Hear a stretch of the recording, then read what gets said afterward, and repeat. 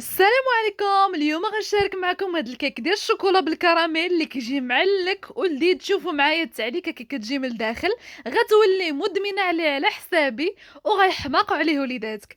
اول حاجه خديت هنايا جوج ديال البيضات، كاس الا ربع ديال السكر، صرشيه ديال الفاني وقبصه ملح. من بعد ما خلطتهم ضفت عليهم نص كاس ديال الزيت، كاس الا ربع ديال الحليب، 250 غرام ديال الدقيق وجوج معالق كبار ديال الكاكاو وجوج خمارات. من بعد ما خلطتهم ضفت عليهم معلقه ديال الخل، سكبت الخليط ديالي في واحد المول اللي دهنته بالزبده ورشيته بالدقيق. من بعد ما طابت ليا الكيك ديالي تقبتها على هذا الشكل. من بعد ما بردات بالطبع وعمرتها بالكراميل اللي شاركت معكم في الفيديو اللي قبل. دزت الطبقه الثالثه، درت فيها نص سيطرو ديال الحليب، نص كاس ديال السكر، جوج معالق ديال النشا، وجوج معالق ديال الكاكاو.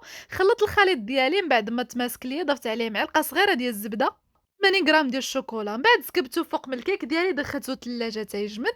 ولات عندي الكيك على هذا الشكل. جربوها راه كتجي لذيذه بالصحه وراحه.